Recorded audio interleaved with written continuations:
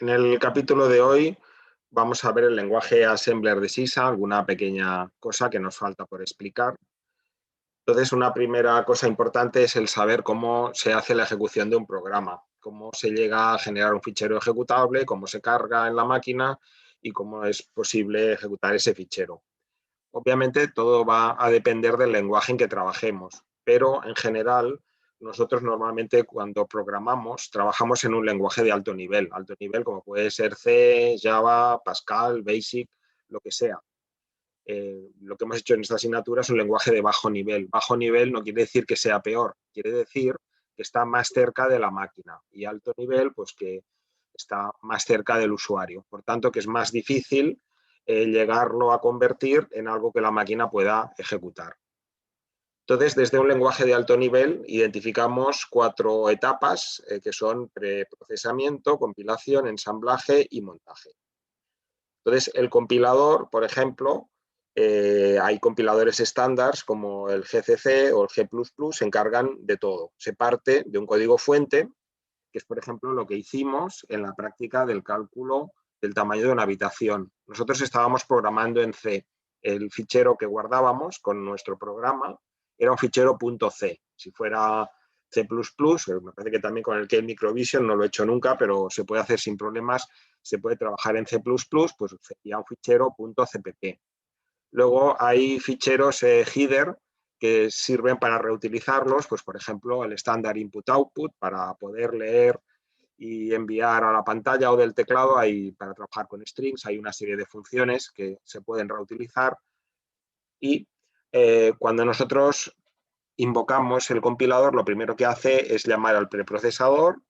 El preprocesador nos genera un fichero intermedio en el cual incluye la cabecera, expande las macros ya veremos luego lo que son, y una vez ha hecho esta tarea, el siguiente paso ya es la compilación propiamente dicha. Cuando compilamos, pasamos de un fichero de C a un fichero en lenguaje ensamblador. Si os fijáis en vuestro disco duro, veréis que tenéis algún fichero .s. O incluso podemos programar, después lo veremos, en la placa Texas directamente el lenguaje ensamblador. Entonces, en esta asignatura, nosotros hemos trabajado directamente en ensamblador. Aunque hiciéramos aquella práctica en C, realmente el contenido de la asignatura ya empieza en el paso 3. Los pasos 1 y 2 es cuando se trabaja en lenguajes de alto nivel. En la materia de esta asignatura nosotros no hemos hecho ni el paso 1 ni el paso 2. Vamos al paso 3. Entonces, al ensamblar nos genera un código máquina, que ese código máquina tiene una extensión .o o .object a veces. Esto, el siguiente paso es el linkado, que es unirlo con las librerías y otra serie de ficheros, y como resultado da un fichero que realmente es el que la máquina puede ejecutar, es el que tiene la extensión .exe de ejecutable. Entonces, nosotros en Electrónica Digital 2, en la parte de teoría, porque en práctica sí que hemos hecho programar en C, iremos directamente al paso 3, que es trabajar ya en Assembler. Entonces, nosotros trabajamos en lenguaje ensamblador SISA, y en la práctica de la placa Texas, pues la del cálculo de la habitación, sí que utilizamos todos los pasos, del 1 al 4. Entonces, ¿por qué se trabaja el lenguaje ensamblador? Pues porque programar directamente en código máquina es inhumano. El lenguaje Assembler lo que nos permite es humanizar un poco, hacerlo más próximo a las personas. Y la ventaja es que la traducción es inmediata. La traducción es lo que habéis hecho en el examen anterior, cuando ensamblábamos y desensamblábamos instrucciones. Lo que realmente el Kale Microvision hace, pues nosotros lo hemos aprendido a hacer a mano, sabemos realmente lo que está haciendo ese programa. Entonces, realmente el lenguaje máquina pues son los ceros y los unos, que lo podemos tener representado como ristra de bits binarios o lo podemos tener en hexadecimal. Pero si ahora leyéramos pues este código de aquí, a nosotros no nos dice absolutamente nada como personas, por lo menos directamente, ¿no? Es imposible diferenciar dos códigos de estos. Entonces, cuando nosotros vemos los códigos de este estilo, esto es el lenguaje máquina. Y el lenguaje ensamblador es cuando trabajamos con mnemotécnicos. Si vemos esto de aquí, que es exactamente lo mismo, sabemos pasar de uno a otro, los capítulos anteriores, pues ya sabemos que es una instrucción de salto, que salta si no es 0, el contenido del registro 6, y lo que hace es que al contador de programa le resta 2. Bueno, 2 por n más 2, perdón, 2 por menos 2, pues menos 4, más 2, pues le resta 2. Entonces hay que traducir el código escrito en lenguaje assembler, estos mnemotécnicos, hay que traducirlos a un código binario o código objeto, que se llama a veces. Entonces, fijaros que assembler hace tanto referencia al programa que se encarga de pasar del fichero de texto. Fijaros que cuando hacemos un programa, realmente lo que estamos es escribiendo un texto, es texto plano, sin negritas ni cursivas ni cosas raras. Por tanto, es un fichero fuente de texto. Entonces, el bloque que se encarga de convertirlo de formato texto con mnemotécnicos a un fichero binario que la máquina puede interpretar se llama assembler. Tanto assembler hace referencia tanto al lenguaje de programación como al programa que traduce a código máquina. ¿Para qué vamos a usar el lenguaje ensamblador? Pues lo vamos a usar porque nos va a permitir ser más productivos, cometer menos errores y automatizar tareas. El código fuente se procesa línea a línea, se traduce cada uno de ellos por separado, línea a línea, y en el código fuente nosotros vamos a poder encontrar varias cosas. Instrucciones SISA, que son las que hemos ido viendo, las de Simple Instruction Set Architecture, pues que si load, que si in, que si out, que si bz, lo que sea. Y estas instrucciones las vamos a ver pues con el formato mnemotécnico más los registros, que pueden ser 1, pueden ser 2, pueden ser 3, o constantes si es que hay algún operando inmediato. Y todo esto será traducido a los 16 bits de la codificación SISA. Nosotros en los programas podemos poner comentarios. Los comentarios, ¿cómo se ponen en el lenguaje ensamblador? Pues se ponen con un punto y coma. Si yo pongo un punto y coma, después de poner una instrucción, todo lo que viene a la derecha, el compilador no lo va a traducir. Sabe que lo que viene a continuación no lo tiene que traducir, lo va a ignorar. Entonces, ¿para qué lo ponemos? Pues lo ponemos para que el programa sea fácil de leer por parte nuestra, para que tengamos alguna ayuda, de decir, pues esta línea hay que tocarla para conseguir que no sé qué, o este registro que cargamos aquí controla la cantidad de iteraciones del bucle. Cualquier comentario que queramos poner, lo ponemos con un punto y coma. Otra cosa que podemos poner son etiquetas. Las etiquetas es una cadena alfanumérica acabada con 2 puntos. Por tanto, cuando el compilador detecta estos 2 puntos, sabe que ahí hay una etiqueta y la etiqueta pues, es lo que hemos puesto antes de los 2 puntos. Luego lo veremos. La etiqueta lo que va a hacer es representar la dirección de memoria que corresponde a la línea donde está escrita, al resto de la línea. Luego podemos tener también directivas del lenguaje assembler. Las palabras clave van a empezar por un punto, es un delimitador, y si es el caso puede ser que tengan parámetros. También hay funciones en lenguaje ensamblador que nos van a facilitar las cosas, como el high y el low. Pues, por ejemplo, high y el low nos permiten poner una especie de función que lo que hará es extraer la parte baja y la parte alta de una dirección. Luego hay el tema de las secciones. En un código fuente en Assembler vamos a encontrar dos secciones. Por una parte la de instrucciones, que es donde está el código a ejecutar, y por otra parte la sección de datos. Fijaros que en memoria yo tengo, si yo mirara el contenido de memoria, yo vería un número en hexadecimal. ¿Cómo sé si ese número es un dato o si lo que tengo que hacer es ejecutarlo como una instrucción? Pues la única manera es porque lo hemos indicado. Y la manera de indicarlo es que cuando nosotros pongamos la directiva .text, sabemos que todo lo que viene a continuación va a ser programa. Y cuando pongamos la directiva .data, sabemos que lo que viene a continuación son datos y por tanto no hay que ejecutarlos. Es simplemente el tema de que como compartimos memoria y en la misma memoria tenemos datos y texto, de alguna manera hay que saber si ese dato es una instrucción compilada o si es un número que hemos sacado de un sensor que ha registrado la humedad y lo ha guardado en esa posición de memoria. Pues es mediante estas directivas. Entonces, el código fuente va a contener una secuencia de secciones y el inicio de sección comporta la finalización de la sección anterior. Para indicar el final, lo que se utiliza es el punto en. El punto en indica el final de la última sección y el final del código fuente. Entonces, si fijaros que yo en memoria pues tengo una serie de valores cargados, ¿cómo sabe el programa cuándo debe detener la ejecución? ¿Cuándo debe dejar de ir a buscar instrucciones a memoria y ejecutarlas? Pues cuando nos encontramos un punto en, le estamos diciendo al procesador que se quede ahí parado, clavado, que no siga buscando lo que viene a continuación. Igual lo que viene a continuación pues es basura o son datos o es otra cosa, o está todo a ceros. Entonces, vamos a ver, por ejemplo, el tema de las etiquetas, que es súper útil. Como hemos dicho antes, es una cadena alfanumérica, o sea, letras y números, que a continuación lleva el carácter 2 puntos. El poner los 2 puntos es lo que indica que es una etiqueta. Y la podemos tener tanto en secciones de código como en secciones de datos. Lo que nos va a permitir es identificar de forma simbólica una dirección de memoria. De tal manera que vamos a poder hacer referencia a direcciones de memoria que aún no son conocidas. Si yo tengo este programa de aquí, fijaros que hasta ahora cuando hacíamos saltos teníamos que calcular a qué instrucción queríamos saltar.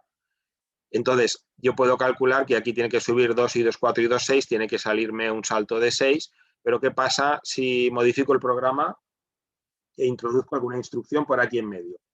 O por aquí en medio. Pues que si introduzco instrucciones por aquí en medio, tendré que recalcular este número, porque este número habrá cambiado, porque esta línea me habrá venido más para abajo. Si yo pongo una etiqueta, yo no tengo que preocuparme de cuántas posiciones tiene que saltar. El compilador, cuando lo compile, me sustituirá la etiqueta 1, la irá a buscar, verá que está aquí, mirará a ver en qué dirección de memoria está asignada esta etiqueta y ya me sustituirá la etiqueta 1 por el valor de la posición de memoria. Entonces, fijaros que es muchísimo más amigable para nosotros poner etiquetas que no tener que ir contando a ver el contador de programa qué demonios tiene que hacer por aquí. ¿Lo veis? El poner el salto aquí a la etiqueta lo que hace es que esta línea, si se cumple la condición de salto, la siguiente a ejecutar será la que corresponde a la etiqueta.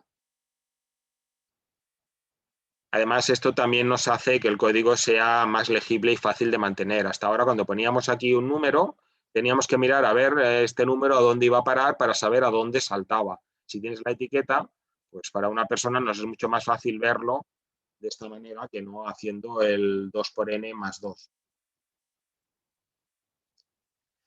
Otra cosa que podemos hacer es reservar espacios de memoria y darles valor. Tenemos directivas para dimensionar e inicializar las secciones de datos. Por ejemplo, el punto space size,fill lo que hace es que reserva 6 bytes consecutivos y los inicializa con el fill. Fill es relleno, ¿no? En inglés.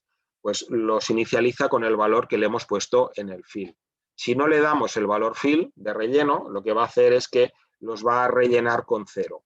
Entonces, el space, esto de aquí, es cantidad de bytes que reserva. No son palabras, sino que son bytes.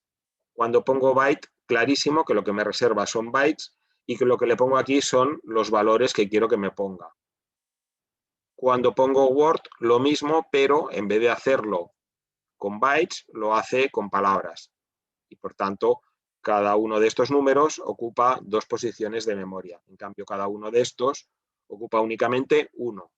Recordaros, la memoria es direccionable a nivel de byte. Luego tenemos el punto even, que lo que hace es forzar a que la siguiente posición de memoria sea par. Entonces, si yo voy metiendo datos y pongo un punto even, si resulta que la siguiente ya es par, pues esta instrucción no tiene ningún efecto. Pero si la siguiente es impar, si la siguiente posición de memoria, no instrucción, sino posición de memoria es impar, el punto even lo que hará es añadir un espacio en blanco para forzar que la siguiente vaya a ser par. Esto puede parecer así un poco raro, pero cuando lo veamos con un ejemplo, lo veremos más claro. Entonces, aquí vamos a ver un ejemplo de reserva de espacio e inicialización de datos.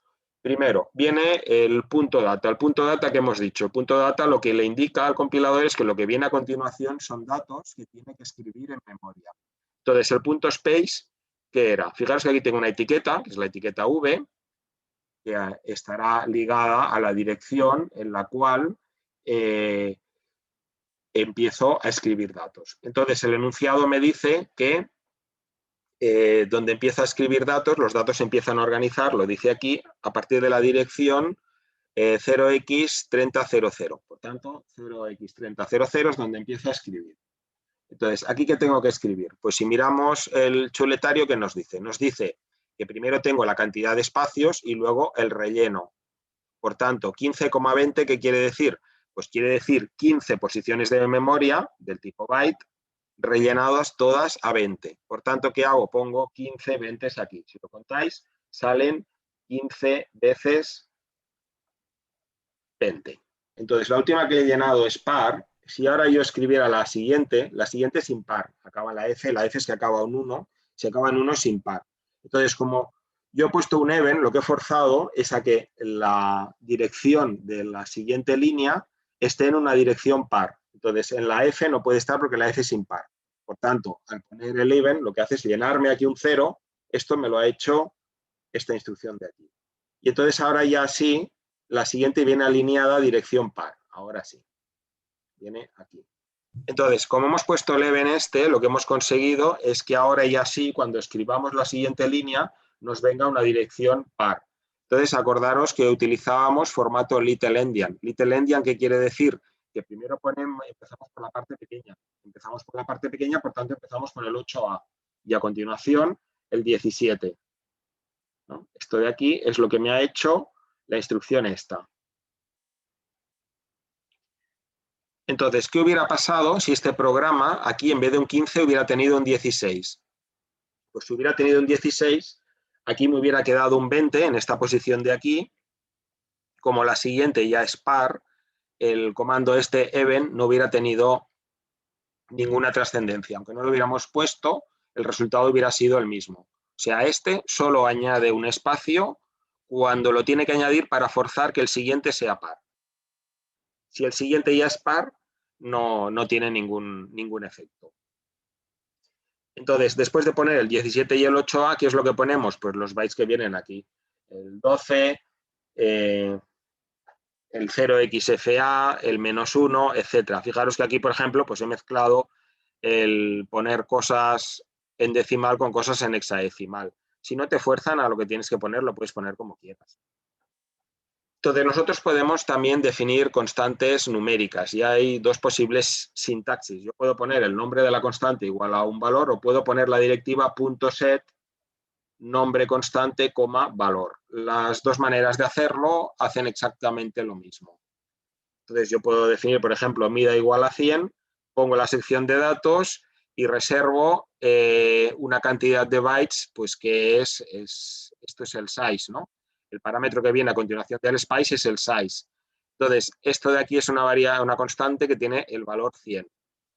Una cosa importante es que la definición de constantes no ocupa espacio en memoria. ¿Por qué? Pues porque cuando nosotros compilamos el fichero, realmente esto no lo guarda en memoria. Lo que hace es que busca dentro del programa todas las veces que hemos utilizado esa constante y la sustituye por su valor. Entonces, el preprocesador ya todo esto lo arregla y, por tanto, este valor no ocupa ninguna posición de memoria. Esto no quiere decir que estemos guardando el 100 en memoria. Entonces, ¿esto para qué sirve? Pues sirve porque si imaginaros que yo tengo un programa que procesa 1000 números y entonces hago varias funciones y tengo en varios sitios, varios bucles, que todos ellos los hace 1000 veces. Tengo hecho el programa y luego digo, bueno, pues ahora en vez de 1000 quiero trabajar con 10.000. Si he puesto el número 1000, pues tendré que ir a todas aquellas líneas en las que he puesto el 1000 y cambiarlo por el 10.000. En cambio, si he utilizado una constante, con tocar una vez el valor de la constante ya me quedará cambiado en todo el programa. Por tanto, en realidad el compilador lo que hace sería equivalente a un buscar y reemplazar todas aquellas apariciones de esa variable y reemplazarlas por el valor que le he definido. También otra ventaja es que el código es más legible, porque normalmente el nombre que le das a la variable, claro, hay gente que le da unos nombres a las variables que para qué, ¿no? Si le llamas variable A, B y C, pues malamente, pero si le llamas, por ejemplo, número de personas o nota máxima o no sé qué, pues el nombre te está permitiendo hacer que el programa sea más legible, porque te recuerda qué es ese valor que tienes puesto ahí.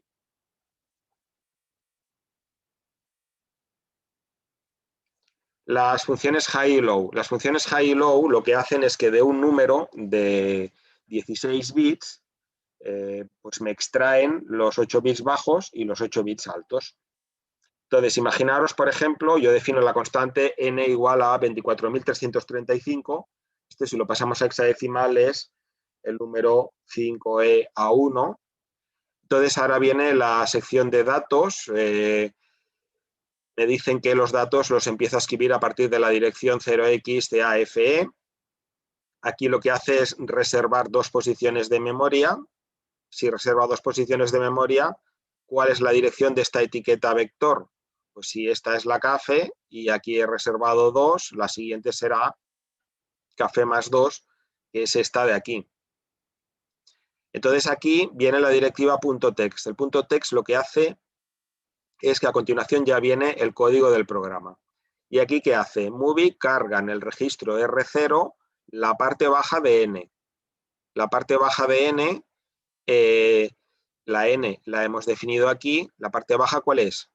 Es el A1. Tanto el A1 me lo carga dentro del registro 0. ¿Y el move-HI qué hace? Pues move-HI R0 como high n me mantiene la parte baja y me carga la parte alta en el registro 0. Por tanto, aquí al final me quedará el valor de n dentro del registro 0, pero el low de n, el compilador lo que hará es ir a buscar ese valor, quedarse los 8 bits bajos y sustituirlo por el valor que toca. Y el high n, pues lo que hará es quedarse con los 8 bits altos.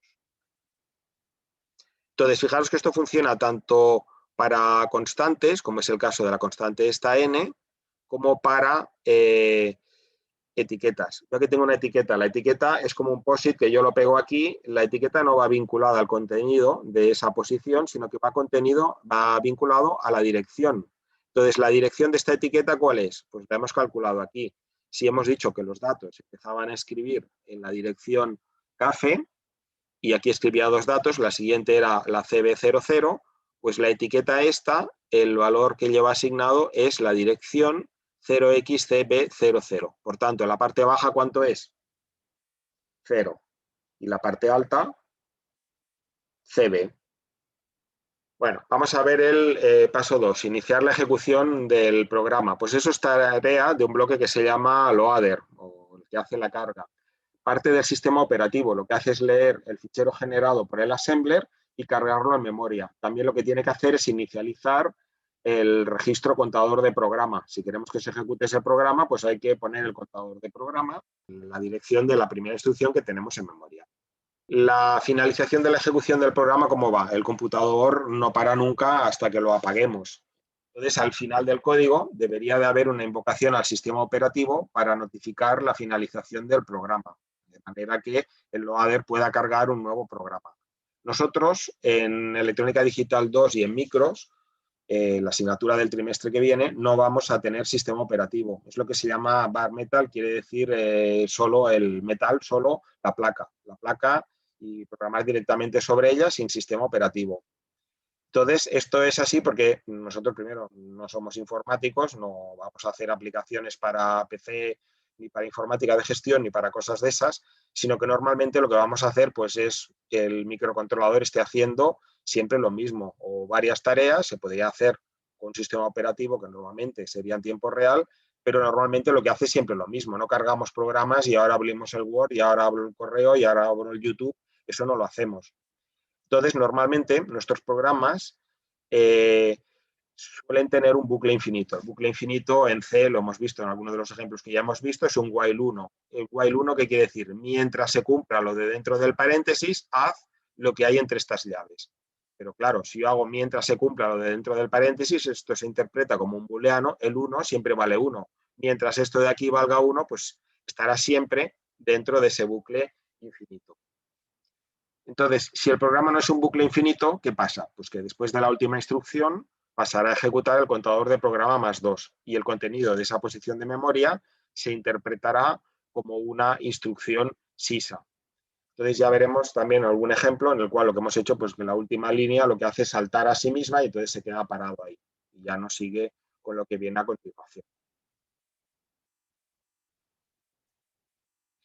Vamos a ver ahora algún comentario de la diferencia entre el SIS von Neumann que hemos construido nosotros versus un ordenador personal doméstico como el que estáis utilizando para seguir las clases. Nosotros en el PC de casa o en el móvil tenemos varios programas ejecutándose simultáneamente, pero en realidad ya sabéis que solo hay un procesador. Entonces, el PC de casa es un ordenador completo con sistema operativo, que el sistema operativo en particular lo que hace es implementar interrupciones. Lo que son las interrupciones sí que lo veremos en micros porque nos va a ir muy bien para poder muestrear datos, para adquirir muestras del mundo exterior a una cadencia fija y regular.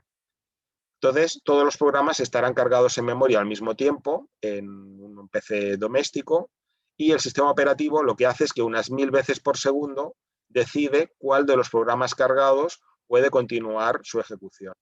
Por tanto, nosotros como usuarios tenemos la sensación de que todos los programas se están ejecutando al mismo tiempo. Y, lógicamente, para que no se pisen entre ellos y no se machaquen, hay que garantizar que un programa no va a escribir en posiciones de memoria que no le tocan. Y, además, para poder saltar de un programa a otro, pues como podéis imaginar, hay que guardar en memoria los valores del registro contador de programa y de los bancos de registros cada vez que se para la ejecución de un programa a otro. Tanto hay que asignar valores al registro PC y a los del banco de registros cada vez que se retoma la ejecución de un programa.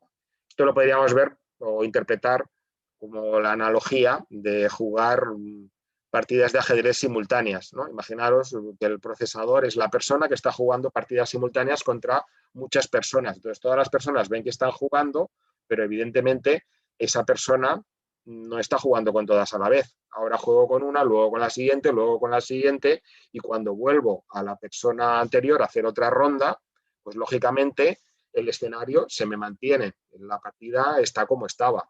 Tengo que mantenerlo, si no, pues no podría continuar con la partida. Entonces, el procesador, como solo puede hacer una cosa a la vez, para que puedas tener funcionando el YouTube y el correo y el no sé cuántos, pues lo hace por interrupciones. Lo hace por interrupciones y saltando de una tarea a otra. ¿Lo veis? Bueno, entonces en la carrera en industriales no se ven sistemas operativos, no es necesario para vosotros, pero sí que está bien pues que sepáis lo que es un sistema operativo y la tarea que realiza. Vamos a ver ahora un ejercicio sobre lo que hemos visto. En realidad la teoría ya la hemos acabado, es esto, no hay más en este capítulo. Entonces, asumiendo que la sección de datos se carga en la dirección de memoria 0xa000 y a continuación viene el código, hay que indicar el valor de la etiqueta vector y el contenido de la dirección 0xa06c del siguiente programa. Si la sección de datos se carga en la dirección A00, pues si yo pongo un space 2, ¿qué hará? Esto lo que hará es reservar 2 espacios de memoria, por tanto, la siguiente línea, ¿a qué posición de memoria va? Pues a la A000 más 2, pues la A002. Por tanto, ¿cuál es la posición de memoria de la etiqueta vector? Pues la A002. La siguiente línea lo que hace es que reserva 100 posiciones de memoria y en cada una de esas posiciones de memoria introduce el valor 0xff. Si yo ahora relleno 100 posiciones de memoria en decimal, 100 en decimal, ¿cuánto es en hexadecimal? Pues si lo hacéis, en hexadecimal es 64. 64 adicionales respecto al 2, ¿cuánto da? Pues 64 más 2 da 66. Por tanto, ¿cuál es la primera posición a la cual nosotros tenemos el código? Pues la posición A066.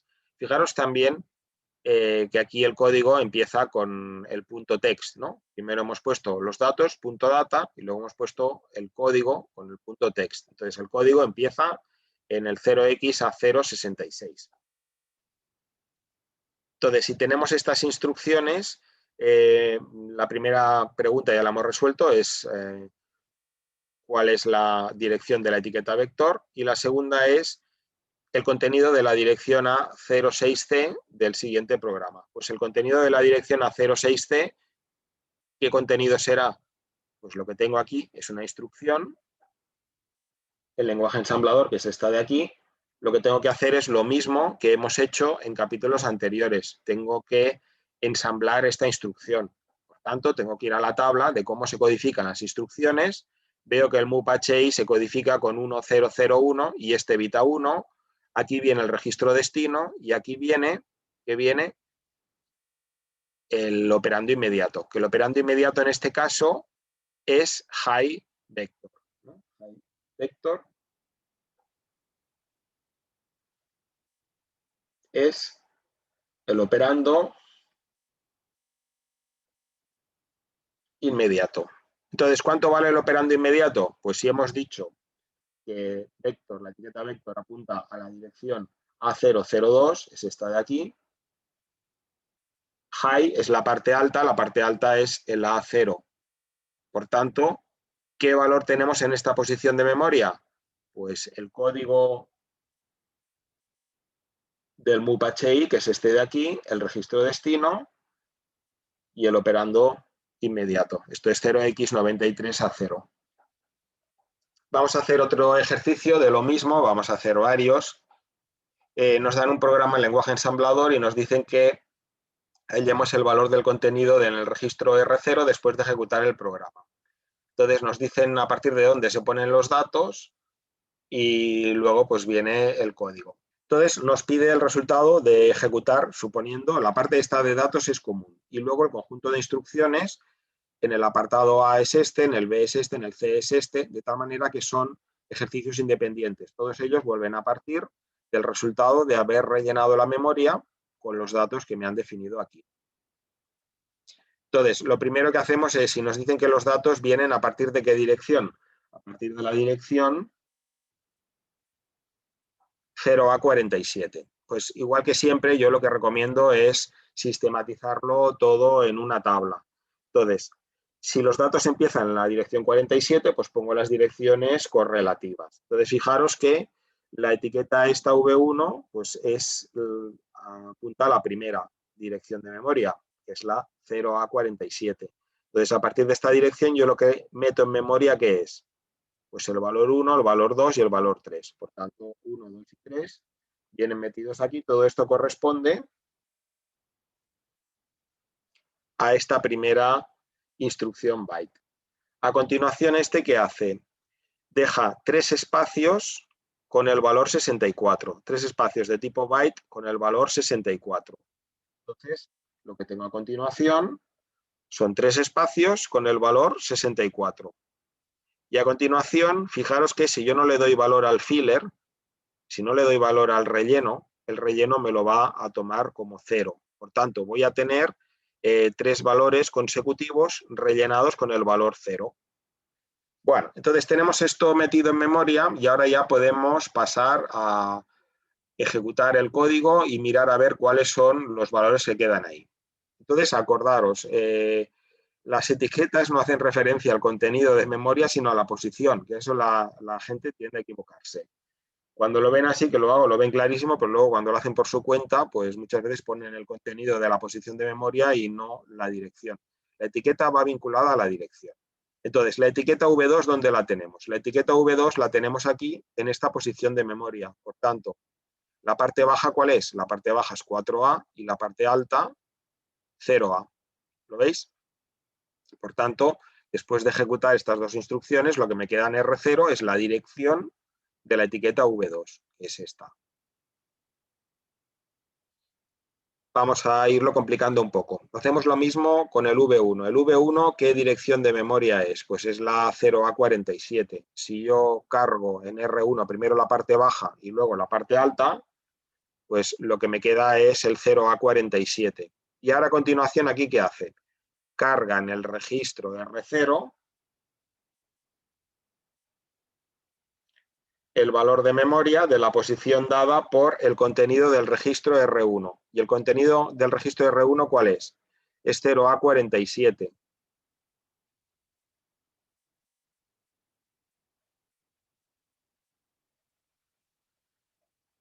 Más el operando inmediato que vale 2. Por tanto, 0A47 más 2 es la dirección 0A49.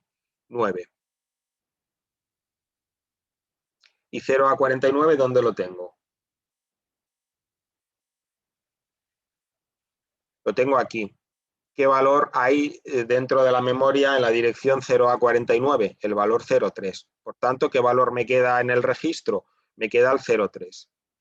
También aquí, por ser un poco, bueno, tampoco pasaría mucho en un examen a mano. Los cuestionarios ya sabéis que si no cuadra a la perfección, pues la máquina muchas veces no lo da por bueno. En realidad los registros son de 16 bits. Entonces, si el registro es de 16 bits, tenemos que hacer la extensión de signo y hay que poner los dos ceros estos en la parte alta. Por tanto, el valor que me queda en R0, la respuesta de este apartado, es 0x0003. En la memoria, en cada posición de memoria tengo solo 8 bits, tengo un byte, pero al cargarlo a un registro me quedan 16 bits.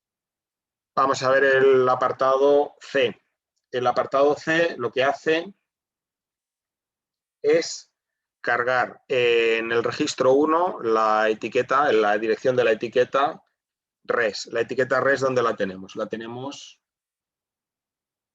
en esta posición de memoria. Por tanto, ¿qué valor me queda en R1? Pues el 0A4D. Y el siguiente, ¿qué hace? Me lee el byte de la posición dada por R1. El 0A4D, ¿qué valor tiene? Tiene el valor 0. Por tanto, ese 0 es el que me queda dentro del registro destino, que es el R0. ¿Lo veis? Estos ejercicios no son difíciles, no hay que hacer grandes operaciones ni cálculos, pero es importante que los hagáis por vuestra cuenta sin mirar la solución, porque si lo leéis como una novela, entonces lo veis clarísimo y no aprendéis nada. La gracia es, claro, es como si coges un sudoku ya relleno y lo miras, claro, sí, te cuadra y lo ves que sí, que cuadra y entiendes que está bien hecho, pero la gracia es saber dónde hay que ir a leer los datos y dónde hay que ponerlos. Por tanto, estos ejercicios los tenéis con solución, pero tenéis que intentar hacerlos sin mirar la solución. Bueno, y entonces vamos al último apartado, que es el apartado que me dice doneu el contingut del registre R0 després d'executar el programa. Bueno, pues es muy parecido a los que hemos ido haciendo, es lo que os digo. Este capítulo en realidad no tiene una gran complejidad respecto a los otros, es un poco un capítulo de sumario. Entonces, la primera instrucción que hace, movie R7,3, pues carga el valor 3 dentro del registro 7. La segunda que hace, carga en el registro 0 el valor de la etiqueta V1. Entonces tendríamos que venir aquí, mirar la dirección de la etiqueta V1, que es el 0A47, y saber que ese valor me queda dentro del R0. El siguiente tengo que mirar la dirección de memoria de la etiqueta V2. Pues vengo aquí a donde está la etiqueta V2 y sé que es 0A4A. Por tanto, me quedará 0A4A. Siguiente, carga la etiqueta res de resultado en R2. La etiqueta res es el 0A4D, por tanto, cargamos el 0A4D. Siguiente línea, fijaros ahí tengo la etiqueta bucle. ¿Lo veis? Esto lo que hace es que ahora ya no tengo que contar a dónde salta. Ya sé que cuando esto salta, va a saltar a esta línea. Y por tanto, esto de aquí ya no lo va a ejecutar. Entonces, el ADI R7, R7, menos 1, ¿qué hace? A R7 le resta 1. ¿R7 dónde lo tengo? R7 lo tengo aquí. Pues si le quito 1, me va a dar 2. Siguiente, ¿qué hace? Add R0, R7. R0 vale 47, 47 más 2, a 47 más 2, a 49. Siguiente línea, cargamos en R3 el contenido de memoria dado por la posición de memoria R6. La R6 vale 0 a 49, tengo que venir aquí, mirar dónde está el 0 a 49, 0 a 49. Lo tengo aquí, contiene un 3. Por tanto, en R3 me va a quedar un 3. Siguiente línea, sumamos R1 con R7. R7 vale 2, R1 vale A4A, pues A más 2, pues BC me va a dar 0A4C. Siguiente línea, cargamos en R4 el valor de la posición de memoria 0A4C. Vuelvo aquí al 0A4C. Veo que hay un 64 en hexadecimal. Por tanto, me queda ese 64 aquí. Siguiente línea, R3 igual a R3 más R4. Pues 64 más 4, 4 y 3, 7, pues 0, 0, 67. Siguiente línea, R6 igual a R2 más R7. R2, ¿dónde lo tenemos? R2 vale A4D más 2, pues DEF, será A4F. Siguiente línea, escribimos en la posición de memoria, ¿qué posición de memoria? Este mismo valor, ¿no? El R6, escribimos el valor de R3 y R3 es 0067. Entonces, acordaros del registro, solo se escriben los bits bajos, por tanto, son esos 8 bits bajos, el 67. Entonces, aquí que dice, si no es 0 el registro 7 y el registro 7 es 0, no. Si no es 0, salta, por tanto salta. ¿Y a dónde salta? Aquí, a bucle. Entonces, ¿aquí qué hace? Al R7 le resta 1. 2 menos 1, 1. Entonces, vamos haciendo y fijaros que esto, en la R7 solo la tocamos en esta línea de aquí. Y la R7, si le vamos restando 1 hasta que llegue a 0, como hemos partido de 3 menos 1, 2, 1, 0, la última iteración será la tercera. La tercera iteración es la última, en la cual nos salta y pasa a ejecutar esta instrucción de aquí. Y en esta instrucción de aquí lo que hacemos es cargar en R0 el valor de la posición de memoria dada por R6 más 1. Contenido de R6 más 1. Contenido de R6, ¿cuál es? Pues es el último valor que nos ha salido. Esto también, ojo, no equivocaros, el R6 me va saliendo, pero yo me tengo que quedar con el último valor, con el más actual. Y el más actual, la última vez que yo he tocado el R6, no es este ni estos de aquí, es este de aquí. Es el 0A4D.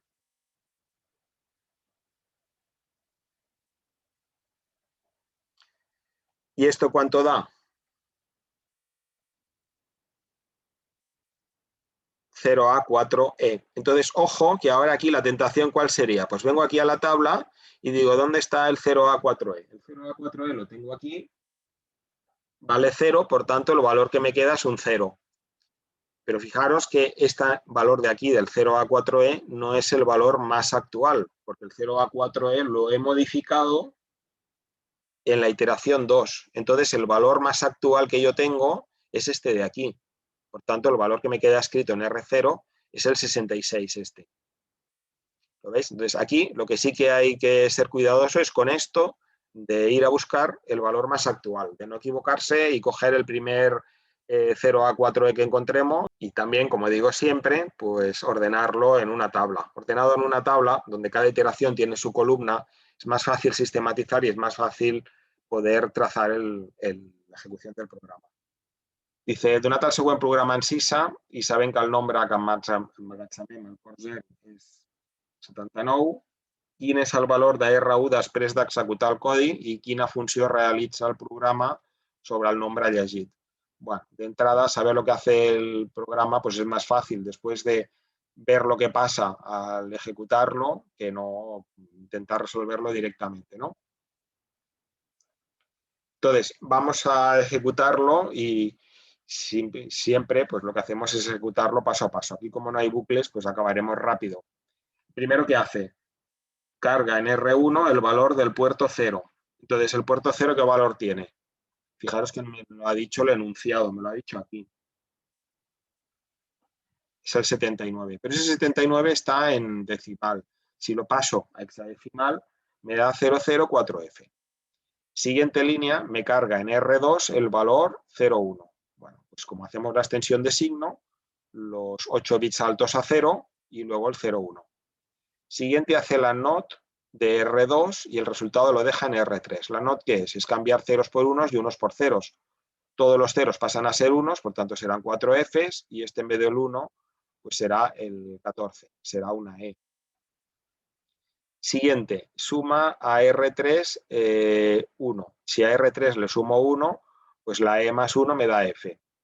Siguiente línea, hace la OR exclusiva de R1 con R3. La OR exclusiva entre este y este. Bueno, lo podemos hacer y nos da este resultado, pero lo que es interesante ver es que si hacemos la OR exclusiva con bit a bit, con un bit que siempre vale 1, lo que tenemos es esta situación de aquí.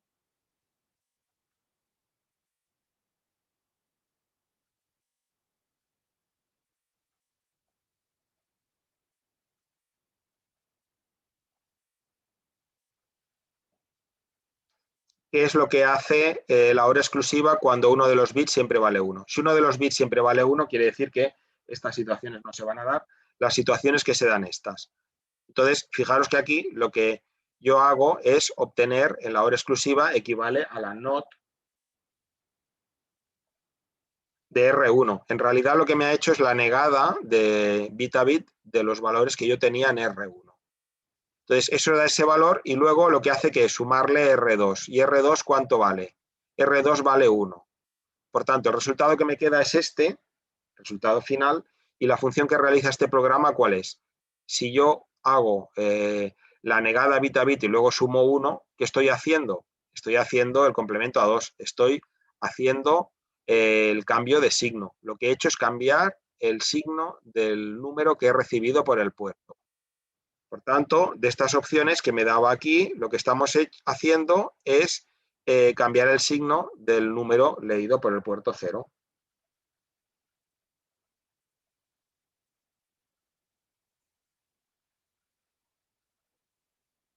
Fijaos que este ejercicio es fácil porque te da solo 4 opciones y entonces ya te ayuda un poco.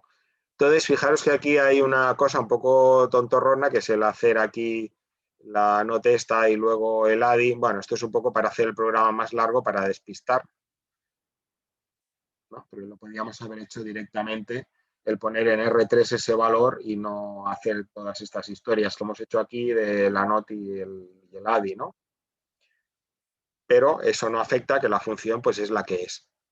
Bueno, entonces, en resumen, el lenguaje Assembler facilita la vida del programador de bajo nivel no porque sea un trabajo más sucio ni de menos categoría, sino porque es un código más próximo a la máquina. Y con Assembler lo que hacemos es un código más legible, más fácil de mantener y nos ayuda a evitar algunos errores. Aparte, el lenguaje Assembler pues, también tiene algunas funciones que nos hacen el trabajo sucio, calcular desplazamientos, partes altas, bajas, etcétera. Otros lenguajes Assembler de otros Instruction Set Architectures pues tienen mecanismos similares a los vistos en este tema. Ahora vamos a ver un poco del Assembler de la placa con la que nosotros trabajamos, que es el Cortex M4, la placa Texas. Aquí tenéis muchas transparencias, no os asustéis, las he puesto simplemente pues, por tenerlas ahí, pero no las vamos a explicar todas, ni desde luego os voy a pedir que hagáis códigos en Assembler con el Assembler de esta placa, porque hay un montón de instrucciones Assembler. La gracia es que veáis que con lo que hemos aprendido en esta asignatura sois capaces de entender cómo funciona la mayor parte de instrucciones de Assembler de esta placa sin gran esfuerzo. ¿Por qué? Pues porque funciona de manera muy similar. Entonces, lo primero es ver el esquema de la placa. En la placa no se os escapa que la placa tiene 3 LEDs, porque los vimos ya, los hemos cambiado de color. También sabéis que tiene 2 pulsadores, porque los vimos, hemos jugado con ellos. Y una cosa interesante es lo que habíamos comentado de que los pulsadores funcionan en lógica inversa. ¿Por qué funcionan en lógica inversa? Pues aquí lo vemos clarísimamente. ¿Qué pasa cuando yo aprieto el switch 1?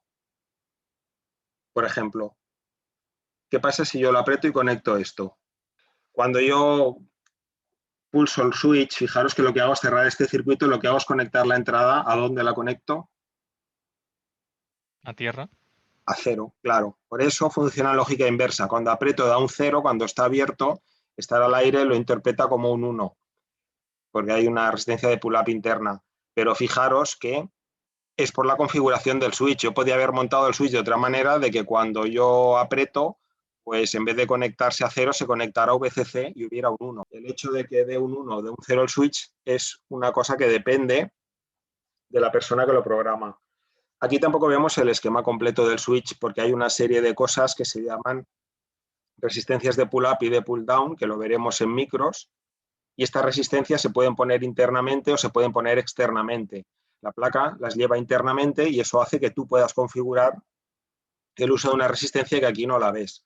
Y diréis, pero aquí sí que hay una resistencia y el switch 1 está conectado a una resistencia R13. Sí, pero ¿qué valor pone aquí? 0 ohms. ¿Qué sentido tiene poner una resistencia de 0 ohms? ¿A quién se le ocurre? Bueno, no se os tiene que ocurrir porque está escrito aquí abajo. Si yo quito esta resistencia, voy a poder liberar este puerto. Mi placa, Texas, de desarrollo tal como viene, estos puertos están ocupados, están conectados a un hardware que viene montado sobre la propia placa. Pero si yo quisiera utilizar el puerto PF0 y el puerto PF4 para otra cosa, para otro sensor o con otro switch que funcionara de otra manera, ¿qué es lo que puedo hacer? Pues yo desueldo estas resistencias. Estas resistencias son resistencias de montaje superficial. No sé si tenéis ahora la placa delante o no. Bueno, si no la tenéis delante, como tengo aquí el dibujito, aquí lo vemos. ¿Veis estas monadas que hay por aquí? Que pone R9, R10, ¿lo veis? Estos son resistencias de montaje superficial. Entonces, si yo quiero eliminar una resistencia de estas, pues con un poco de pericia, caliento con el soldador, quito la resistencia y si quito la resistencia, ¿qué es lo que pasa? Pues que esto me queda cortado por aquí. El PF4 queda desconectado de este switch y puedo desconectar el PF3 de estos LEDs, puedo desconectar esto de aquí, puedo desconectar esto de aquí y estas cosas de aquí. Estos de aquí, fijaros que la R9 esta de 0 ohms lo que hace es que cortocircuita el PD0 con el PB6. Eso quiere decir que no se pueden usar estos dos puertos de manera independiente. Entonces, ¿para qué lo hacemos? ¿Por qué los unimos? Pues esto está unido por compatibilidad con booster packs, que son placas que se ponen encima, se pinchan, se conectan aquí encima de estos pines y lo que hacen es extender las funciones de la placa. Permiten añadir posibilidades de Wi-Fi o de Bluetooth o de lo que sea. Entonces, por compatibilidad se mantienen, pero luego según qué otro hardware o según lo que quiera hacer, puede ser, por ejemplo, uno de los displays que veremos en el curso que viene, pues para que ese display funcione, estas resistencias hay que quitarlas. Si no se quitan, pues no funciona el display. Vosotros no os preocupéis, no tenéis que quitar ninguna resistencia. Entonces, fijaros que la resistencia esta de pull-up, ¿por qué la necesitamos? Porque si yo aquí en un puerto y pull-down, si tuviera una tensión, yo no puedo unir una tensión con 0 voltios directamente. La tensión tiene que caer en alguna resistencia, ¿no? Si no estoy haciendo un cortocircuito. Entonces, hacer un cortocircuito es hacer que por un sitio la tensión diga que es VCC y por otro lado la tensión es 0. Entonces, esto es un cortocircuito. Si yo miro entre A y B, por aquí a la izquierda veo que es VCC, por la derecha veo que es 0. No puede ser que la tensión entre dos puntos sea distinta, mirada por dos caminos, tiene que ser la misma. Por tanto, cortocircuito es algo que no tenemos que hacer, podríamos cascar el chip y lo que se hace es poner resistencias para que la tensión caiga sobre algo. Luego también tenemos aquí esta resistencia, bueno, es algo parecido. El LED cuando conduce tiene una tensión de codo de 1,2 voltios. Aparte, si nosotros ponemos una resistencia, lo que hacemos es limitar la corriente que va a pasar por aquí. Nosotros no podemos hacer que el puerto pues, mande más corriente de la que toca. Las pull-up resistors, es el acrónimo este, pull-up resistor, lo veremos en el curso que viene también. Entonces, si miramos el esquema del Cortex M4, que es el tipo de procesador que lleva nuestra placa, fijaros cuántas memorias tiene. Tiene una memoria ROM para las instrucciones de tipo flash y una memoria RAM para los datos. Por tanto, es una arquitectura Harvard, tiene dos memorias, ¿no? El código lo tendríamos dentro de la ROM, va cargado y por eso yo cuando enciendo la placa, si la alimento con un power USB, el programa se me pone a funcionar automáticamente. Algunos de vosotros me consta que ya habéis hecho la práctica del semáforo. Si en vez de conectarlo al cable, una vez cargado el código, lo conectáis a un power bank de los que se utilizan para cargar la batería del teléfono móvil, veréis que el programa se pone a funcionar automáticamente. Ahí no hace falta encender el procesador, cargarlo y toda la historia. No hace falta porque está dentro de una ROM. Entonces, de arquitecturas básicamente hay dos, la CISC y la RISC. Lo que nosotros trabajamos en este procesador es del tipo RISC. La gracia está en la R o en la C. La R quiere decir reducido, la C quiere decir complejo. Entonces, la diferencia viene por si el conjunto de instrucciones es complejo o es reducido. El complejo tiene muchas instrucciones, el reducido tiene pocas. El complejo tiene instrucciones con una longitud variable. El reducido, las instrucciones tienen todas la misma longitud. El complejo, pues las instrucciones no todas tardan lo mismo en ejecutarse. En el reducido es más uniforme, aunque no todas tardan lo mismo, pero es más uniforme. En el complejo, muchas instrucciones pueden acceder a memoria. En el reducido, solo unas pocas. Tenemos para leer de memoria a registro y para almacenar de registro a memoria. De hecho, no hay ninguna instrucción que pueda leer y escribir en memoria en la misma instrucción. En cambio, en el complejo, en una instrucción, el procesador puede leer y escribir en memoria. El procesador complejo tiene pocos registros y muy especializados. Unos contienen datos, otros contienen direcciones. El reducido tiene muchos registros que son de propósito general, que pueden contener tanto datos como direcciones. El complejo tiene muchos modos de direccionamiento distintos. El reducido tiene un número limitado de modos de direccionamiento, que son de modo registro, imperante inmediato o indexado, que más o menos son los que hemos visto en esta asignatura. La longitud de las instrucciones varía porque dentro de la máquina tenemos varias posibilidades. Las instrucciones ARM propiamente dichas tienen una longitud fija de 32 bits. Es un procesador de 32 bits, a diferencia de lo que hemos explicado en clase, que es un procesador de 16. Hemos explicado una de 16 para hacerlo más sencillo, más pedagógico. Con la evolución tecnológica, pues los procesadores fueron saltando de 8 a 16, 32, 64. Luego hay también instrucciones que se llaman zoom, que son de una longitud de 16 bits, como las que hemos visto en la asignatura. Y hay un segundo conjunto, un zoom 2, que las instrucciones pueden ser o de 16 o de 32. Entonces el zoom 2 lo que da es una mejora en lo que se refiere al tiempo de ejecución. Fijaros, un 25% más rápido el zoom 2 que el zoom. Y el zoom 2, el código también, como tienes más instrucciones, pues también con menos líneas de código puedes hacer lo mismo. El tamaño del código sale un 26% menor.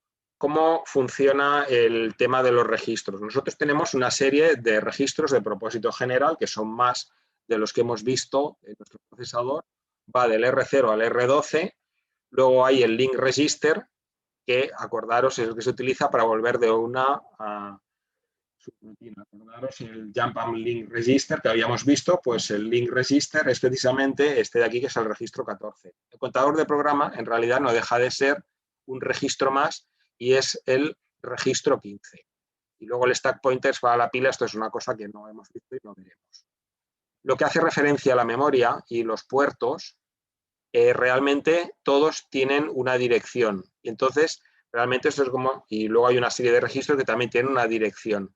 Entonces, fijaros que aquí hay una zona sombreada. ¿Esta zona sombreada qué quiere decir? Bueno, pues que dependiendo de si tú usas un chip que tiene más o menos memoria, la dirección inicial siempre es la misma, pero la final depende de la cantidad de memoria flash, de la cantidad de memoria RAM, de la cantidad de puertos, de la cantidad de lo que sea, de los puertos estos internos. Entonces, la dirección de finalización sí que varía, pero fijaros que la de finalización no empalma con la siguiente. Por tanto, si hay más memoria ROM, pues simplemente esta dirección final será mayor, pero siempre va a ser menor a este valor de aquí, ¿no? Por tanto, la diferencia entre un chip y otro puede ser pues, el número de puertos, el tamaño de memoria, etc. Luego tenemos bits de condición. Los bits de condición es muy parecido a lo que ya hemos visto. El bit Z de la ALU pues, es el que se activa cuando el resultado es 0. Luego hay también bits de overflow y carry, que es el desbordamiento pues, para enteros y para naturales. Y también un bit que nos indica si el resultado es negativo o no. Hay más bits de los que hemos visto en la asignatura esta. Entonces, nuestro microcontrolador es el TM4C123. Las direcciones son estas que tenemos aquí a la derecha. El contador de programa lo que hace pues, es almacenar la dirección de la siguiente instrucción a ejecutar. El link register se usa para guardar la dirección de retorno en las llamadas a subrutina. El stack es un almacenamiento temporal dentro de la RAM, es para trabajar con pilas, esto no lo veremos, pilas de datos, no pilas de baterías. El código de condición pues son bits que contienen códigos que reflejan el resultado de la ejecución de la instrucción más reciente. La mayoría de instrucciones de salto pues, van a basarse en estos bits de condición. Es parecido al bit Z que hemos visto, es simplemente una generalización. Y todos estos bits están en un registro que es el Program Status Register. Este registro es el que contiene los bits. Entonces, cuando nosotros hemos hecho las prácticas, ¿qué es lo que hemos hecho? Nosotros tenemos un editor, aquí en este caso el ejemplo está hecho en lenguaje ensamblador, esto es LOAD-R, lectura registro, esto es la OR, resultado en un registro, lo que sea. Este código fuente, nosotros apretábamos al build, lo compilábamos y luego ¿qué hacíamos? Pues si lo hacíamos para simulación, directamente le dábamos al Start Debug Session y entonces veíamos pues, la ejecución del código. Si lo que queríamos era ejecutarlo realmente sobre la placa, hay que darle a las dos flechitas estas del LOAD para cargarlo dentro de la placa y entonces se ejecuta dentro de la placa. Por tanto, o el programa lo ejecutamos en el que el microvision, que es esta parte de este recuadro, o lo cargamos en la placa y lo ejecutamos en la placa. Son las dos cosas que hemos visto en prácticas. Todas las instrucciones, en nuestro caso, van a ser de 32 bits. La mayoría de ellas se ejecutan en un único ciclo de instrucción. Cada instrucción se puede ejecutar de manera condicional en función de esos bits de flag, de condición, de 0, de V, de C, de Z, etc. Y es una arquitectura de lectura-escritura. El procesador de datos solo funciona en registros, con un formato de 3 operandos. Entonces, combinando la ALU con desplazamientos, podemos hacer manipulaciones de bits de alta velocidad. Hay instrucciones de acceso a memoria específicas para hacer autoindexado, modos de direccionamiento autoindexados. Hay posibilidad de ampliar el conjunto de instrucciones utilizando un coprocesador, etc. Entonces, lo que os decía del registro de estatus, pues fijaros, el bit n, que es el que me indica si el resultado de la operación es negativo, el z, que es el que me indica si el resultado de la operación es 0, el c, que indica si ha habido carry, y el v, si ha habido overflow, pues son estos bits en concreto de este registro. Yendo a este registro y leyendo estos bits, yo puedo saber cuál es el resultado de la operación en la ALU. Luego aquí también hay pues, bits para configurar si habilito o deshabilito las interrupciones, el modo del procesador, que quiere decir si utilizan las instrucciones ZUB que hemos visto antes o no, etc.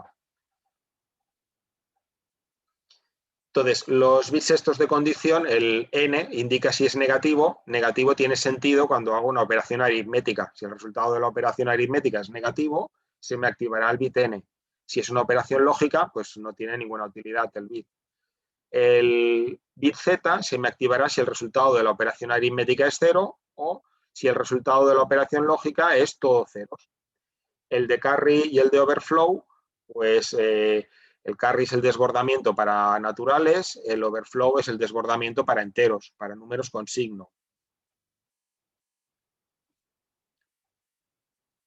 Cuando el procesador está ejecutando un estado ARM, las instrucciones tienen 32 bits de longitud y todas las instrucciones tienen que estar alineadas a palabra. Entonces pasa algo parecido a lo que hemos visto. Nosotros, en nuestro procesador, como era de 16 bits, cada palabra eran 2 bytes, siempre iba alineado a dirección par, pues quiere decir que el bit de menos peso siempre era 0. Pero ahora la memoria sigue siendo direccionable a nivel de byte, pero cada instrucción, como son 32 bits, ocupa 4 posiciones. Esto quiere decir que lo que es 0 ahora no es únicamente el bit de menos peso, sino los 2 bits de menos peso. Los 2 bits de menos peso van a ser iguales a 0, para que esté alineado a dirección par y que cada instrucción ocupe 4 posiciones de memoria. Entonces, cuando queremos retornar de una llamada a una función, pues yo lo que hago es cargar el valor del link register en el contador de programa o directamente, como sé que el link register es el registro 14 y el contador de programa el 15, pues podría poner move, que quiere decir mover, y fijaros que aquí es una cosa que nosotros no podíamos hacer en el SISA, el cargar un registro en otro, pues aquí lo que hace es copiar directamente un registro en otro registro.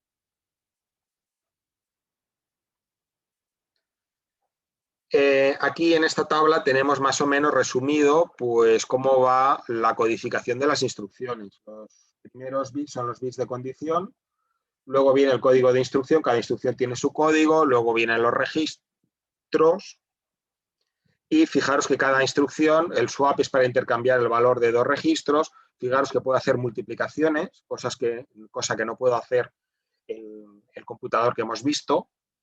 Tengo instrucciones en Assembler que directamente me hace la multiplicación del contenido de 2 registros. Puedo transferir datos que sean de tipo byte, que sean de tipo palabra, o ahora también puedo trabajar con half word. Entonces, si yo tengo 32, 32 es el word, 16 es el half word y 8 es el byte, ¿no? Cuando trabajábamos con palabras de 16 solo había palabra o byte, pues ahora tengo word, half word, media palabra y byte. Esto evidentemente no lo haremos y nadie lo hace de compilar a mano. El haberlo explicado es también para que entendáis lo que hace la máquina y cómo funciona por dentro, pero con una tabla de estas pues se podría compilar instrucciones del lenguaje del Cortex-M. La mayoría de instrucciones permiten que los saltos se ejecuten de manera condicional. De tal manera que tú puedes hacer que se ejecute si el resultado es 0, si el resultado es negativo, si ha habido carry, si ha habido overflow, etc. Reutilizando estas condiciones de evaluación de condición, que principalmente son para las instrucciones de salto, el lenguaje máquina de ARM lo que consigue pues, es extender mucho la cantidad de instrucciones disponibles. Entonces, ¿qué condiciones podemos tener? Pues el equal, que es que la z valga 1, not equal, higher or same, lower para números sin signo, negativo, positivo o 0, overflow, no overflow, hacer el set, ponerle el bit de overflow a 1, ponerlo a 0, etc. Fijaros que tenemos muchos más condicionales, podremos hacer muchos más tipos de saltos de los que podríamos hacer en el lenguaje que hemos visto nosotros en nuestra máquina más sencilla. Entonces, por ejemplo, ¿qué es la ejecución de una instrucción condicional? Si yo os pongo aquí el ATR0, R1, R2, que es una instrucción que la ejecuta perfectamente nuestra placa de hardware, no hace falta que os diga lo que hace porque ya lo sabéis. El registro R0 igual a la suma de R1 más R2. Si yo hago el añadirle el condicional, lo que estoy haciendo es que hace la suma R0 igual a R1 más R2 solo si el bit Z está activado. Si el 0 flag está activado a 1, si es igual, ¿no? Si es igual, en la operación anterior el bit Z se ha puesto a 1 y entonces, aprovechando ese bit Z, hará la operación o no la hará. Por tanto, es una ejecución de una suma condicional, algo que en el procesador que hemos visto pues no sabíamos. También nosotros podemos hacer que al ejecutar una instrucción se activen los bits estos de flag, de 0, overflow, n, etcétera, y eso se hace añadiendo una S. Por eso que de cada instrucción básica, añadiendo prefijos y sufijos, se pueden obtener muchísimas más. Entonces, los saltos, pues también hay muchos tipos de saltos. Aquí los tenéis por aquí explicados. Dependiendo de la condición, pues también se pueden hacer pues, saltos en función de si se cumple una condición o se cumple otra. Bueno, entonces aquí hay muchas transparencias. Tampoco es la idea explicarlas todas porque necesitaríamos mucho tiempo. Fijaros que hay muchas instrucciones que sin explicarlas pues ya se entiende. El add que hace pues la suma de los dos operandos, add with carry hace la suma de los operandos más el carry. El sub hace la resta, el sub with carry hace la resta con carry, etc.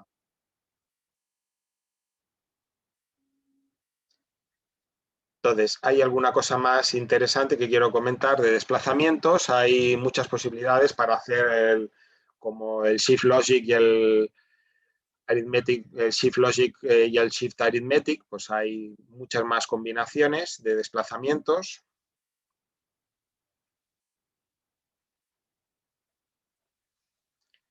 Lógicamente también hay operandos inmediatos. Estos operandos inmediatos ahora vienen codificados con muchos más bits y eso lo que hace es que pueda trabajar con números bastante mayores a los que podemos trabajar en nuestra máquina. Este de aquí, load register, lo que hace es cargar en un registro destino pues el valor de un operando inmediato, una constante inmediata. Fijaros que lo que hace es cargar en el registro R0 el número 0x42 o el número este de aquí, que es mucho más largo que los números que hemos visto, nuestros apuntes. Bueno, se puede hacer la multiplicación con acumulación.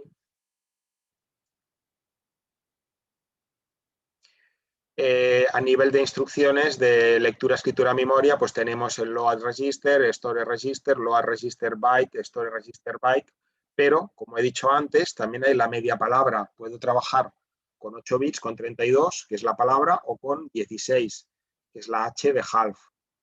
Por tanto, las instrucciones estas de lectura, escritura, memoria se me han ampliado con la posibilidad de half word. Entonces, una cosa que sí que es distinto aquí, acordaros que nosotros en el lenguaje SISA siempre hemos dicho, lo que va pegado al mnemotécnico es el destino. Por tanto, aquí en el load register funciona exactamente igual. El registro destino es el R2, el contenido de la dirección de memoria apuntada por R1. Si R1 contiene el 200, voy a la posición de memoria 200, en la posición 200 hay un 0,5, ese 0,5 me queda dentro del registro 2. Perfecto. Pero fijaros que en el store la sintaxis, lo que va pegado al mnemotécnico no es el destino. Si es un store, el store siempre es escribir en memoria. ¿El destino cuál es? Pues es la posición de memoria. Por tanto, almacena el contenido del registro 0 en la posición de memoria apuntada por el contenido de R1. Por tanto, el destino es la posición de memoria dada por R1. Aquí el destino va al final, no va pegado al mnemotécnico, sino que va al final. Bueno, es un pequeño cambio porque cuando uno define la sintaxis y codifica las instrucciones, la define como quiere. Entonces aquí lo han definido distinto como está definido en lo que hemos visto en la asignatura. Definirlo como hacemos nosotros tiene la ventaja de que el destino siempre va pegado al mnemotécnico. Se pueden poner también registros y operandos inmediatos. ¿Aquí qué hace? Pues a la dirección del registro 1 le suma 12 y en esa posición de memoria hay un valor y ese valor es el que se escribe en la posición de memoria.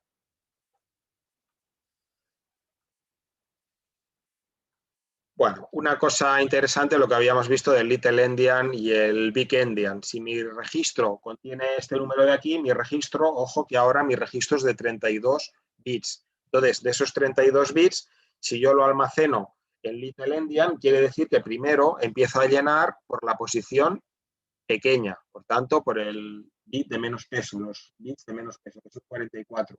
Y acabo con el de más peso. En cambio, si es Big Endian, empiezo por el de más peso.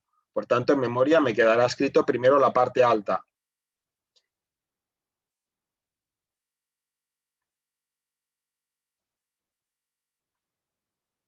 Bueno, Todo esto es lo de la pila, lo del push y el pop, que esto no, el stack no lo vamos a ver, esto es demasiado avanzado y tampoco es necesario. En el campus virtual tenéis una tarjeta, una PDF de referencia de cuáles son las instrucciones del Cortex-M, y ahora lo que quiero hacer pues es ver, que es esta de aquí, ver algunos ejemplos, que esto sí que tiene más interés. Una cosa importante o interesante es que nosotros podemos hacer ejemplos sencillos sin necesidad de disponer de ninguna placa. Cuando nosotros cargamos programas para nuestra placa, nos carga un startup, que es un fichero de inicialización específico para nuestra placa. Si queremos trabajar sin ninguna placa en concreto, quitamos ese startup y entonces podemos escoger, por ejemplo, un procesador genérico, el ARM7, que es más potente que el que trabajamos nosotros, que es el ARM4. Tanto da. Podemos coger Big Endian o Little Endian, es igual. La única diferencia va a ser cómo queda almacenado en memoria. Entonces yo puedo hacer un programa sencillo, y mi programa sencillo es cargo el valor 4 operando inmediato, lo marco con el sostenido dentro del registro 1, cargo el operando inmediato valor 5 dentro del registro 2 y hago la suma. Y esa suma la dejo en el registro 3. Acordaros, cuando se acaba el programa, para que no siga analizando lo que viene a continuación, se pone un EN. En este caso, en el caso del Cortex-M, pues no va al punto, que en SISA sí que va. Bueno, cada procesador tiene sus particularidades. Entonces, si yo hago un label, una etiqueta branch label, ¿esto qué es lo que hace? Pues lo que hace es que salta esta etiqueta y por tanto se queda parado en esta línea. Cuando acabe la ejecución se quedará en esta línea de aquí parado. Entonces esto es alinear alinear para los 2 bits de menos peso que sean 0, para alinear a dirección par. Todo esto hay que ponerlo para que funcione. El entry es el punto de entrada de cuando empieza a ejecutar. Y nosotros, como no vamos a hacerlo con ninguna placa que tengamos, ahora este ejemplo tan sencillo, vamos a seleccionar la opción de debugado Use Simulator. Compilamos, debugamos, ejecutamos y paramos la ejecución mostrada en pantalla. Entonces, fijaros, aquí es el código que yo he puesto. Fijaros que en el registro 1, ¿qué valor me ha quedado almacenado? En el registro 1 me ha quedado almacenado el valor 4, que le he puesto aquí. En el registro 2 me ha quedado el valor 5. Y al final, porque esto ya he parado, he hecho la captura al acabar la ejecución, ¿qué valor me queda en el registro 3? El valor 9, que es el valor 4 más 5. Esto lo pongo por si queréis hacer algún ejemplo. Entonces, fijaros que aquí lo que me sale es el lenguaje ensamblador en el mnemotécnico y la codificación. O sea, cuando ensamblamos la instrucción MUPR1 con el 4, el valor que me queda es este de aquí. Esto es un código de 32 bits que es el ensamblado de esta instrucción en el lenguaje ensamblador. Fijaros que además me dice a qué línea corresponde. La línea 5, ¿qué es? Es el MUPR2 con el operando inmediato 5. Por tanto, la línea 5 es el MUPR2 operando 5. Fijaros que el preprocesador lo que ha hecho es este 5 me lo ha puesto en hexadecimal y además me lo ha puesto con 32 bits. Entonces, este número de aquí, fijaros, el operando inmediato son los últimos bits. Entre esta línea y esta de aquí, en la codificación, lo que ha cambiado son los últimos bits, que en vez de un 4 es un 5, que es el operando inmediato. Es parecido a lo que hemos hecho en nuestro procesador. Los últimos bits son el operando inmediato. Bueno, entonces, esto es unas transparencias con un proceso que tenéis aquí paso a paso que podéis hacer y ver lo que sale. Vamos a hacer ahora un ejemplo un poco más interesante, que es el cálculo del máximo común divisor. Entonces, esto es ejecutar lo mismo que ya hemos hecho en el procesador de propósito específico y en nuestra propia unidad de proceso general.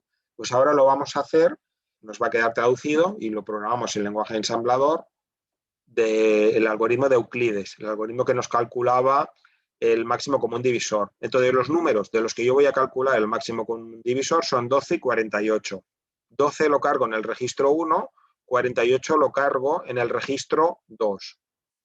Entonces, lo primero que hace, ponemos la etiqueta máximo común divisor, Great Common Divisor, comparamos R1 como R2, si son iguales, salta la etiqueta, que es que ha acabado, ¿no? Cuando son iguales R1 y R2 ya hemos acabado.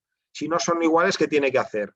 Tiene que mirar si es menor que, salta aquí al menor, y si no es menor que, lo que hace es R1 igual a R1 menos R2. Y si no, ¿qué hace? Pues R2 igual a R2 menos R1. ¿Lo veis? Es exactamente el mismo código. Fijaros que sin haber estudiado el lenguaje ensamblador del Cortex M4, pues este programa lo podemos seguir bastante bien porque es muy parecido a lo que hemos hecho en el lenguaje SISA. De hecho, no hay que obsesionarse por conocer lenguajes específicos para una cosa en concreto, para otra, lo importante es saber programar. Entonces, de este ejercicio de aquí, os he puesto un vídeo en el campus, lo voy a compartir ahora. Fijaros que yo aquí tengo el contador de programa. Cuando empieza, ¿con qué valor empieza? El contador de programa vale 0, luego salta al 4, al 8. ¿Lo veis que el contador de programa va saltando de 4 en 4 al 12, que es el C? ¿Lo veis? Entonces, vamos a pararlo. Cuando yo le doy a este símbolo de aquí, lo que hace es ejecutar línea a línea, porque si lo ejecuto todo de golpe no voy a ver nada, ¿veis? Le doy ahí, ejecuta una línea y fijaros qué ha hecho. Ha ejecutado la primera línea, que es carga el valor 12 en el registro 2, ¿no? Por tanto, dentro del registro 1 me ha dejado el valor 30, ¿lo veis? Esto de aquí me indica la línea que está ejecutando. Entonces ahora avanzo, el contador de programa vale 4, por tanto, el contador de programa está ejecutando esta instrucción de aquí. Ahora avanzo una instrucción más y ¿qué ha hecho? Me ha cargado el valor C en el registro 2. El registro 2 ahora contiene una C y el contador de programa apunta a la siguiente instrucción a ejecutar. Ahora viene el compare. Fijaros que tanto lo puedo leer aquí en esta pantalla como en esta de aquí, lo que me está ejecutando. Bueno, lo primero que hace es comparar, perdón, si son iguales R1 y R2. Si son iguales, entonces salta al final. Si no son iguales, que es el caso, no son iguales, R1 y R2 no son iguales, pasa a la siguiente, que es mirar si es menor o igual, ¿no? Contador de programa vale 10. Ahora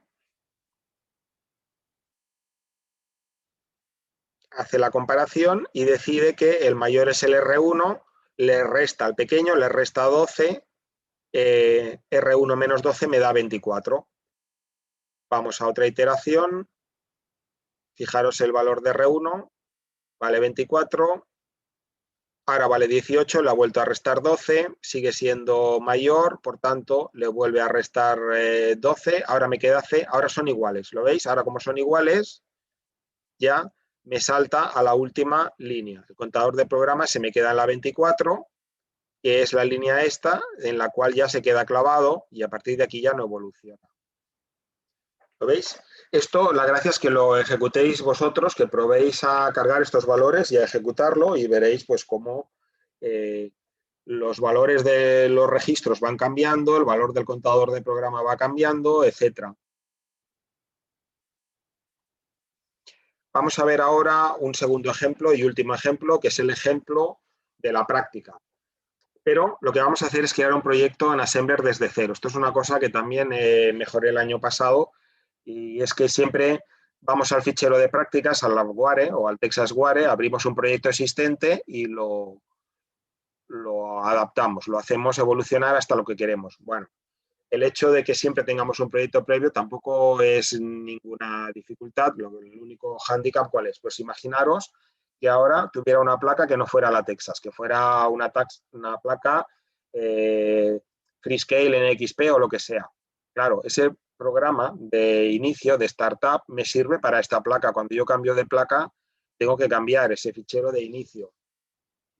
Entonces, vamos a ver cómo se hace un proyecto desde cero, además en Assembler, porque en la práctica lo hicimos en C, para conseguir que cuando yo no aprieto ningún switch, los LEDs estén apagados, cuando aprieto el switch 1 se encienda el verde, cuando aprieto el switch 2 se encienda el azul y cuando aprieto los dos a la vez se encienda el rojo. Bueno, pues si yo quiero hacer un proyecto desde cero, tengo que abrir el Keil, tengo que seleccionar el dispositivo para el cual quiero hacer el proyecto. Primero le he dado nombre al proyecto, el proyecto tiene el nombre que queráis y la placa nuestra es esta placa de aquí. Cuando yo quiero hacer un proyecto para mi placa tengo que buscar esta referencia. Si yo tengo otra placa Texas, pues miraré la referencia que sea. Si en vez de Texas el vendedor es otro, pues seleccionaré el vendedor que sea. Veréis que hay montones, millones no, pero miles de placas sí. Entonces le damos al OK y lo que hará es crearme un fichero de startup. Y me preguntará si quiero añadir este fichero a mi proyecto. Le vamos a decir que sí, porque este proyecto de ahora, este último ejemplo, sí que lo vamos a ejecutar en la placa. Entonces le digo que sí y fijaros que dentro del que él me lo ha añadido, tengo el startup. Pero ahora yo lo que tengo que hacer es añadir un nuevo elemento y entonces le doy a Add New Item to Group Source Group 1 y fijaros que ahora me deja decidir si yo quiero hacer el proyecto en C++ o en Assembler. Por tanto, si yo ahora este ejemplo lo voy a hacer en Assembler, voy a escoger que sea del tipo ASM file, que es un fichero con extensión .s. Le damos a aceptar y aquí también, cuando yo trabajo con la placa Texas, ya lo sabéis, escogemos el Stellaris Zigbee. Cuando yo trabaje con otras placas, resultará que tendré que utilizar otro. Tendré que utilizar el que me diga el fabricante, el U-Link o el J-Link o el que sea. Cada placa tiene el suyo. En algunas placas ya os digo que me ha sido un infierno conseguir que funcionen. En otras no. Las ST, ningún problema. Pero las Freescale, un problema gordo. Bueno, entonces, en nuestro caso, con la placa Texas, seleccionamos esto, el Stellaris Zigbee. Miramos que la frecuencia de reloj sea 16 megas y añadimos este código. Este código, el EQ, es como lo que habíamos hecho de asignar valor. Yo tengo una serie de puertos, estos puertos, este es para el reloj, este es el puerto F, para la dirección, todo esto, el Digital Enable, el Data, todo esto lo veremos en la asignatura del curso que viene. Esto ahora no es objeto explicarlo. Entonces, esto es simplemente un tema de configuración, el pull-up register, el commitment register, etc. Entonces, nosotros asignamos un valor al rojo, al azul y al verde, que van a ser los LEDs. Aquí nosotros estamos definiendo una constante, que es el tiempo de retardo. Ese tiempo de retardo será una quinta parte de un segundo. Entonces, a partir de aquí viene el area.text, que acordaros es lo que hemos visto, a partir de aquí viene el programa. Esto funciona parecido.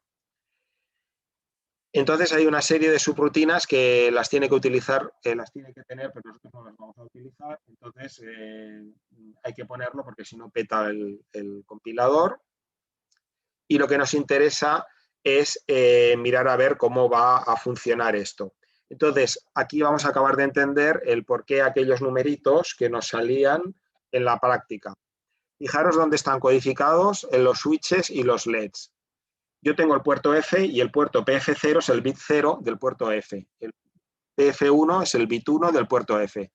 El PF2 es el bit 2 del puerto F y así sucesivamente. Entonces, los switches, ¿dónde lo tengo? El switch 1 lo tengo conectado ¿a dónde? Miro en este esquema y veo que es el PF4. Por tanto, el switch 1 corresponde con el PF4.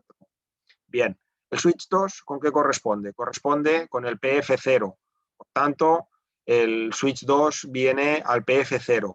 El LED verde, ¿dónde viene? Viene al PF3. El LED azul al PF2 y el LED rojo viene al PF1. Entonces, cuando yo quiero hacer un delay, pues lo que haré es que haré una función que será la función delay y entonces lo que haré es el branch with link, que es saltar con enlace de retorno a la función delay.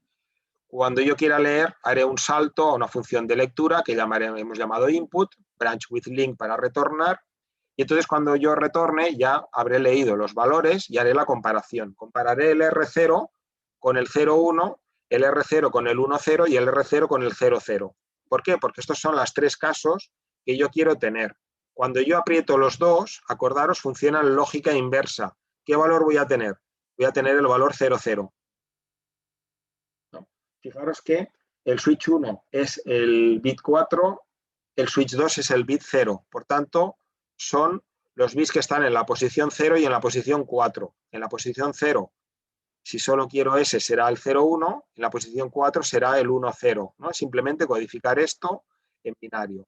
Entonces, si yo leo el 0,0, si es igual al 0,0, quiere decir que están apretados los dos. Si leo el 1,0, quiere decir que está apretado el switch 2. Y si leo el 0,1, quiere decir que está apretado el switch 1. ¿Lo veis? Entonces, dependiendo de si está apretado el switch 1, está apretado el switch 2 o están apretados los dos, yo saltaré a la función que me interese. Entonces, el switch 1, ¿qué es lo que hace? El switch 1 lo que hace es encender el verde. Encender el verde es meter en el registro 0 el valor del verde. El switch 2 es cargar en el registro 0 el valor del azul.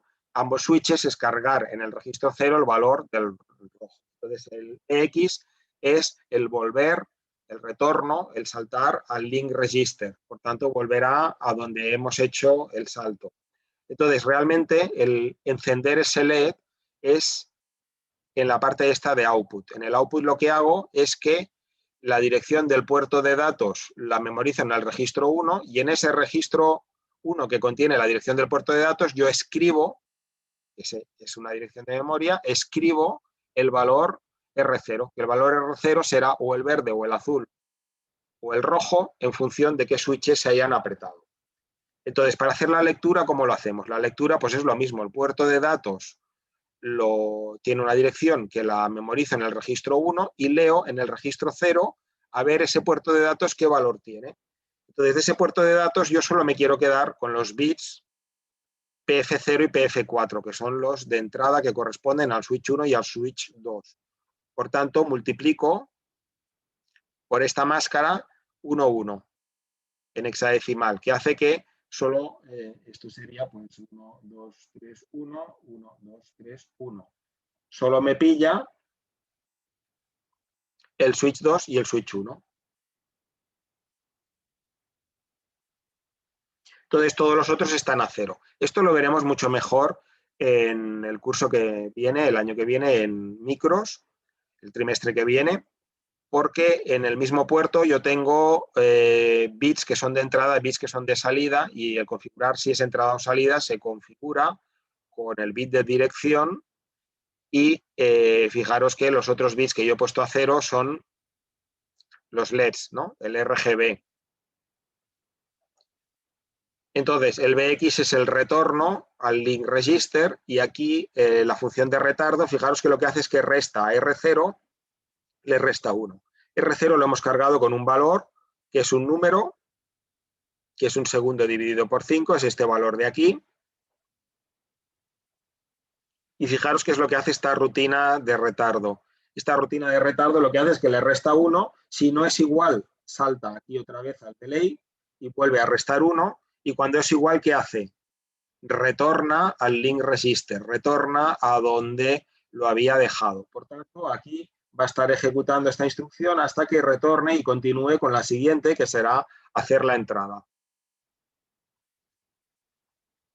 Bueno, entonces todo lo otro de configuración de registros, de dirección de pull-up register, de digital enable, todo eso lo vamos a ver en la asignatura de microprocesadores, que ya os avanzo, no trabajaremos en Assembler, trabajaremos en C, pero es importante que tengáis nociones de Assembler, porque la manera de perderle el miedo a algo es tener algún conocimiento. Si tienes algún conocimiento ya te suena y bueno, algo aprovechas y ya no empiezas de cero. Entonces, con esto compilamos, subimos a la placa, debugamos, ejecutamos y veremos que nos da exactamente lo mismo que aquel programa hecho en C que hicimos en la práctica 3. Entonces, esto es el final de la asignatura. Nos volveremos a ver en microprocesadores porque también la doy yo en el 3B